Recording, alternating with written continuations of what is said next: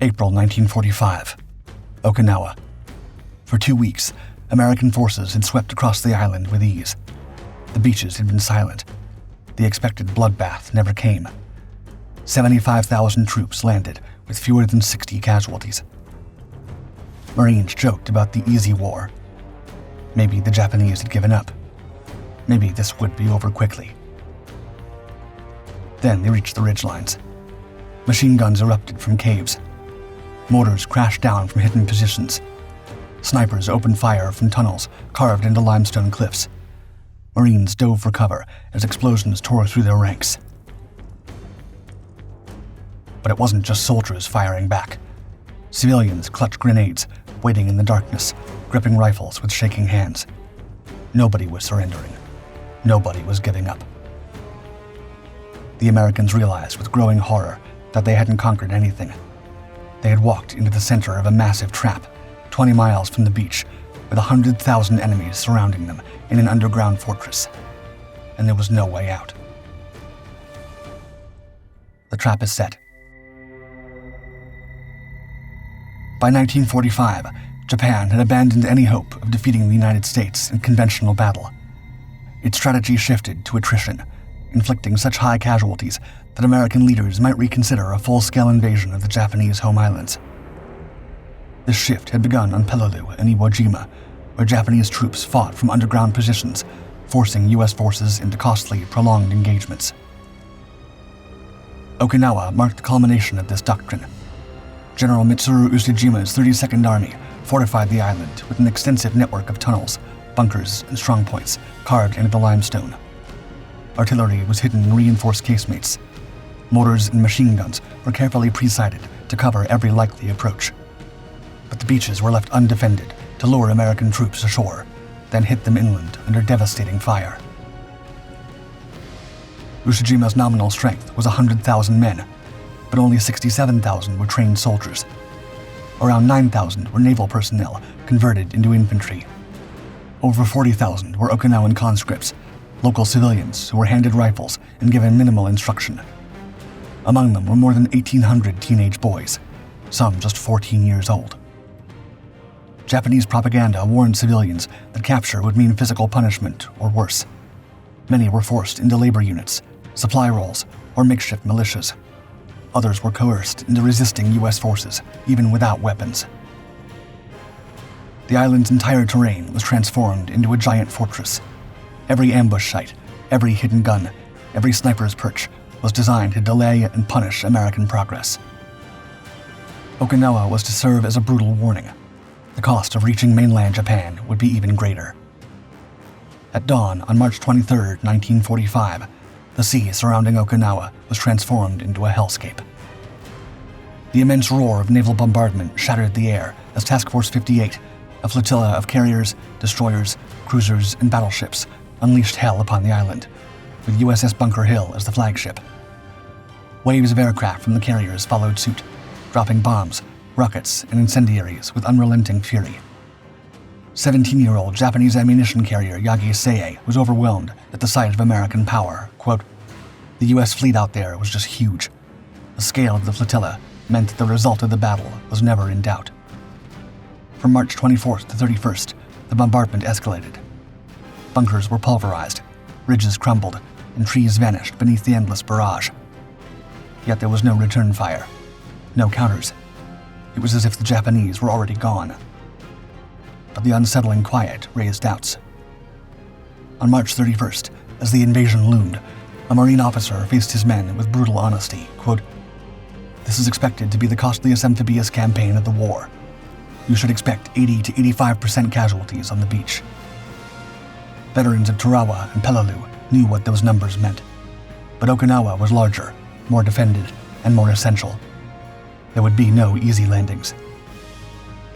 Just before they disembarked, General Buckner addressed the troops. Quote, "I want you to know that you're not only fighting for your country, but you're fighting for your loved ones back home." And they boarded the landing craft. The deceptive shore. Easter morning, April 1st, 1945. Operation Iceberg began, the largest amphibious landing of the Pacific War. Nearly 184,000 troops were poised to hit shore, and 100,000 Army soldiers, supported by over 1,400 ships. At 8:30 a.m., waves of LVTs churning through the surf made their way toward the western beaches. 2 Marine divisions, along with 3 infantry divisions, prepared for what had been promised as an all-out battle for survival. As Marines stormed across the sand, hearts pounding, they expected a wall of fire to meet them. Machine gun nests, mortar rounds, sniper fire. The beach had to be crawling with enemy troops, prepared to rip them apart the moment their boots hit the sand. But there was nothing. Not a single shot fired. No explosions. No screams. Eventually, some sporadic mortar fire rang out from concealed positions far beyond the shoreline, but the expected devastation failed to materialize. The men hesitated, glancing nervously at one another. As minutes stretched into hours, it became clear. There was no heavy resistance, no enemy defense in sight. The beachhead was secured by nightfall. Over 75,000 men had made it ashore, and the casualty count was shockingly low, fewer than 60. War correspondent Ernie Pyle was there, his voice capturing the disbelief of the moment. Quote, "The carnage that's almost inevitable on an invasion was wonderfully and beautifully not there." Marine Eugene Sledge, a veteran at Peleliu, couldn't believe it. He recalled, quote, "Images of the maelstrom at Peleliu had been flashing through my mind, but on Okinawa, there was practically no opposition to the landing. When we overcame our astonishment, everybody started laughing and joking. The release of the tension was unforgettable." They had made it. The most dangerous part of the assault was over. But the minimal beach resistance was no accident. General Ushijima had understood the overwhelming firepower the Americans could unleash. He had chosen not to defend the shoreline. Instead, he had lured the invaders inland, where his best troops waited, entrenched and hidden in a series of elaborate defense positions. Beneath the ground, in the dense hills of Okinawa's southern half, lay a vast network of caves, tunnels, and reinforced bunkers. Many were carved into rock, some fortified with concrete. The landscape was a natural fortress, interlocking ridges, dense vegetation, and narrow paths. Here, Ushijima had prepared his men for a strategy of attrition. His forces would not engage in reckless banzai charges, but instead would dig in and strike with precision, picking off invaders one by one. Fury from the sky and sea. By April 6, 1945, the tranquil beach landings were distant memories. Inland, Americans bogged down in ridge-to-ridge combat, but the battle on Okinawa was only half the war. Out at sea, a new nightmare began, part of Ushijima's bold decision that striking terror into the hearts of the Americans was worth every fallen Japanese soul. Just after dawn, over 400 Japanese aircraft launched from Kyushu in the first of 10 Kikutsui, or floating chrysanthemum raids.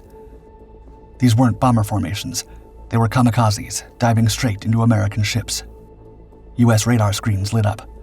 Destroyers scrambled to battle stations. Anti-aircraft gunners swung barrels skyward.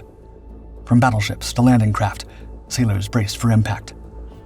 Vice Admiral C.R. Brown would summarize the fear that sailors experienced when watching the kamikazes in action. Quote, "There was a hypnotic fascination to the sight so alien to our Western philosophy. We watched each plunging kamikaze with the detached horror of one witnessing a terrible spectacle rather than as the intended victim.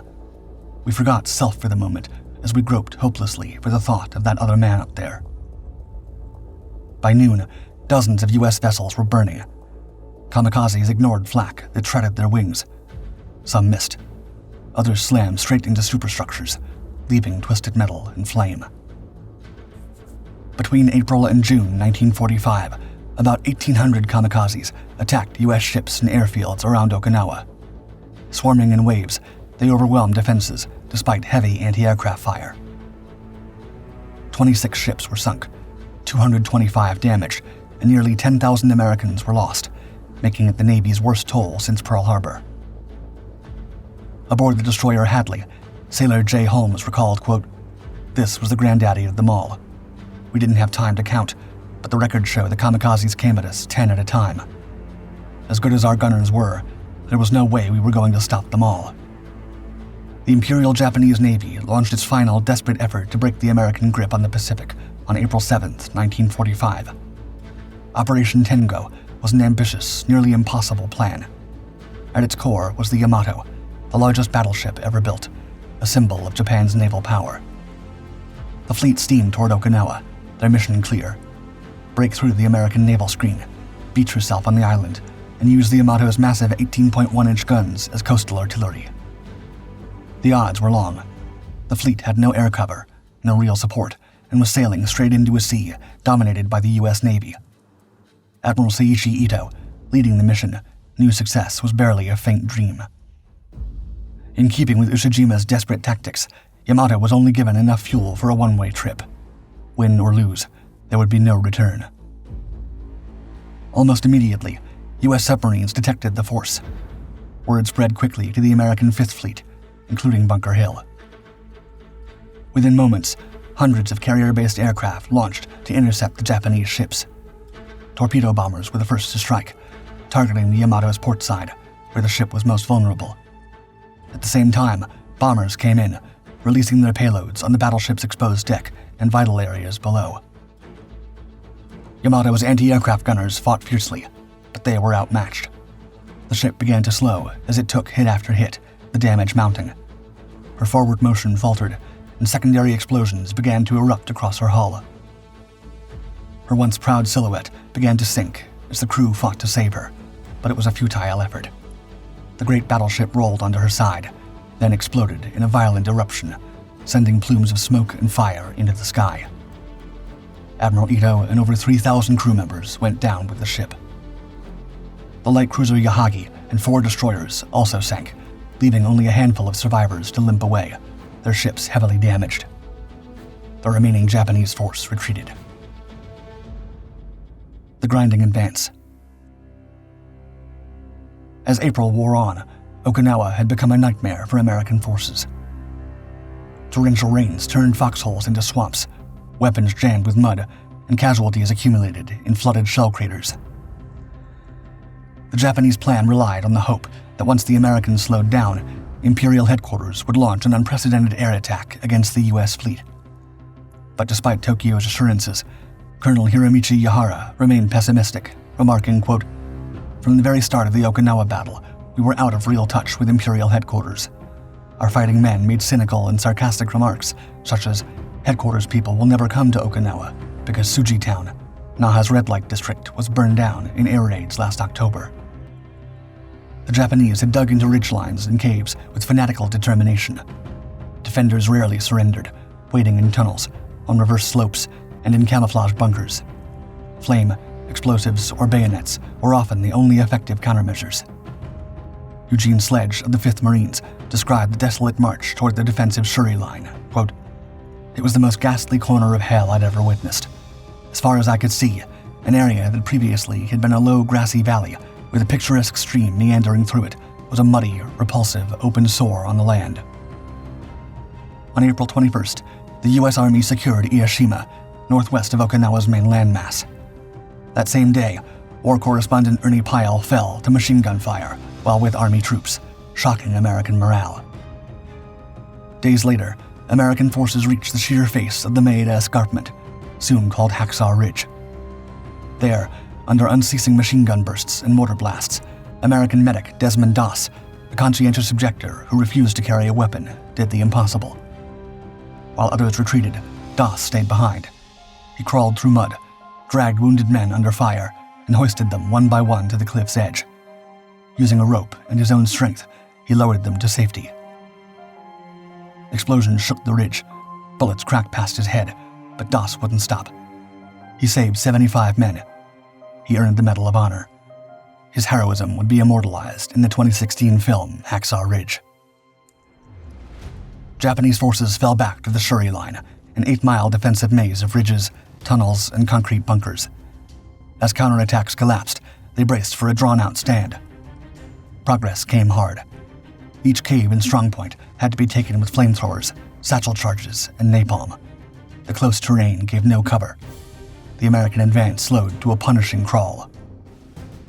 From then on, the Japanese strategy of attrition dominated, but their hope for victory was slim. Yahara recalled, quote, "Cho even said jokingly to me, "Hey, Yahara, when will it be okay for me to commit harakiri? Is this a good time?" At sea, the attacks kept coming. On May 11th, 1945, the carrier Bunker Hill was launching strikes when a Japanese Zero suddenly burst from the low cloud cover. The kamikaze pilot aimed straight for the flight deck. He dropped a 550-pound bomb that punched through the deck, exploded just off the ship's side, and then slammed his plane into the parked aircraft above. Aviation fuel ignited instantly, swallowing fighters and crew in an inferno. 30 seconds later, a second kamikaze appeared. It dove into the maelstrom and released its bomb, another 550-pounder, which tore into the ready room just under the bridge structure. 22 U.S. fighter squadron pilots perished instantly. Then the second Zero crashed near the superstructure in a ball of fire. Explosions rocked the deck. 396 were lost, 264 wounded. The command staff was gutted. Bunker Hill barely survived, but turned for Ulithi. May brought deteriorating conditions. Rain intensified. Hillsides collapsed into mud rivers. Vehicles bogged down and supplies slowed. Marines climbed hills under shell fire, with only smoke and fallen comrades for cover. Marine Estridge later recounted climbing one ridge under relentless artillery. Quote, "We were 2/3 of the way up the hill when a mortar came in. It hit me right in the shoulder. It was like a sledgehammer." Still, the Marines advanced. Cruel fate. Finally, on May 29th, the Japanese began full withdrawal from the Shuri Line, moving south toward final positions. But they forced thousands of civilians to accompany them. Japanese officers ordered Okinawan civilians southward. Some went willingly, others were conscripted, forced into labor, brothels, or bonsai squads. Teenage students received grenades and instructions to wait for close-quarters combat. Survivor Oshiro Kenki recalled being abandoned by the military. Quote, "We had no idea where the Japanese army was. They'd simply abandoned our student group. We were simply given hand grenades and told not to throw them until we could see the whites of the Americans' eyes." Fear gripped civilians. Years of propaganda convinced Okinawans that capture meant torture. Many families chose self-harm rather than surrender. To make matters worse, American troops, untrained with civilians, often fired on any movement. Panicked families in caves were mistaken for infiltrators. Corporal Dan Lawler remembered, quote, "We gave them all some candy, but they still refused to touch it unless one of us ate some first." As the Shuri Line crumbled, American forces advanced through the ruins of Shuri Castle, a once immense Ryukyuan palace turned fortress. At dawn on May 29, 1945, the 1st Battalion and 5th Marines moved east through smoke and rubble toward the ancient stone walls. Days earlier, aerial scouts had reported Japanese troops withdrawing south. Patrols found bunkers and caves abandoned at first. As the Marines closed in, ferocious firefights erupted. Japanese artillery, positioned on surrounding ridges and behind the castle walls, hammered the Marines in the low ground. The shells tore through their ranks, forcing the Marines to take cover. The Marines called for artillery support from USS Mississippi. Moments later, naval shells rained down, tearing into Japanese positions. The blast shook the ground, weakening the defenders and giving the Marines the opening they needed. Finally, they could push forward, using the bombardment as cover, and climb over the shattered parapets of Shuri Castle, overcoming the fire and gaining ground. As they crept within 700 yards, the castle stood silent. No more defenders, just rubble. Shuri Castle, once the core of the Japanese defense, was eerily empty. Later that day, a Confederate flag was raised over the ruins. General Buckner quickly ordered it replaced with the Stars and Stripes. With Shuri lost, Japanese forces splintered, retreating south. Fighting would continue for weeks, but the decisive battle was already lost. To the last breath. By early June 1945, Japanese defenses were disintegrating. Roughly 30,000 troops remained, many wounded or starving. General Ushijima's 32nd Army retreated to the Kian Peninsula at the island's southernmost tip for a doomed last stand. On June 4th, Marines launched a shore-to-shore assault on the Oroku Peninsula, targeting the heavily defended naval base. hopes ran high that the defenders, cut off, battered, and clearly outmatched, might finally surrender. Some Marines even shouted offers across the lines, urging the Japanese to lay down their arms. But Admiral Oda's men, many of them naval personnel, now fighting as infantry, held firm to General Ushijima's orders. No surrender. What followed was brutal. Each ridge, bunker, and trench was defended to the last breath. Grenades flew, machine guns raked the sand, and Marines pushed forward through heat, exhaustion, and mounting casualties. Meanwhile, kamikazes continued their relentless assaults, even targeting hospital ships. Ted Estridge, who'd been wounded in the shoulder and evacuated to a ship off Okinawa, was recovering when he walked in a quiet corridor one morning. As he passed a window overlooking destroyer screens, a nurse beside him froze and said, quote, "It's going to hit us." Estridge turned to see a kamikaze diving from the sun. The ship's klaxon blared, but with no defenses, Estridge dropped behind a bulkhead as the plane veered, narrowly missing. Moments later, it struck a nearby destroyer, creating a deafening explosion and a massive fireball. The hospital ship rocked from the shockwave. Within an hour, waves of sailors arrived. The ship's wards turned into triage centers. Corpsmen and surgeons worked non-stop, and casualties arrived continuously. On June 18th, Americans suffered a sudden loss. Lieutenant General Simon Bolivar Buckner, 10th U.S. Army commander, visited a forward observation post. His presence had long been considered hazardous. Enemy gunners targeted officers. A Marine unit spotted his 3-star helmet and warned him of visibility. Buckner exchanged it for an unmarked one. But it was too late. Minutes later, a Japanese 47mm shell struck nearby coral. Shrapnel hit his chest. Medics rushed him to aid, but the wound proved fatal. Buckner became the highest-ranking American officer lost to enemy fire during World War II. On June 21st, U.S. tanks breached the last organized Japanese defenses, reaching the 32nd Army's underground headquarters.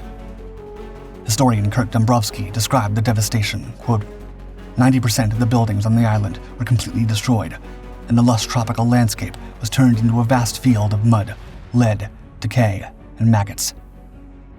Of 100,000 troops, 66,000 perished, and American forces lost over 12,000, including Marines, Army soldiers, and sailors. Civilian losses were staggering. At least 100,000 Okinawans perished, nearly a third of the island's population. Military historian and journalist Hanson W. Baldwin later described the scale and ferocity of the coming battle, quote, "Never before had there been, probably never again will there be, such a vicious, sprawling struggle of planes against planes, of ships against planes.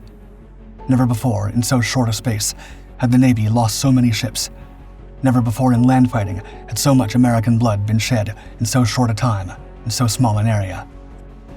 General Mitsuru Ushijima, recognizing the situation as hopeless, prepared for ritual seppuku. He refused to surrender, instead ordering a final attack from his bunker. Before dawn on June 22nd, Ushijima and his chief of staff, General Isamu Cho, made final preparations. Cho, intoxicated and defiant, wrote a last poem, quote, "The devil foe tightly grips our southwest land. His aircraft fill the sky, his ships control the seas. Bravely we fought for 90 days inside a dream. We have used up our withered lives, but our souls race to heaven." 45 days later, President Truman would drop the first nuclear bomb on the Japanese home island.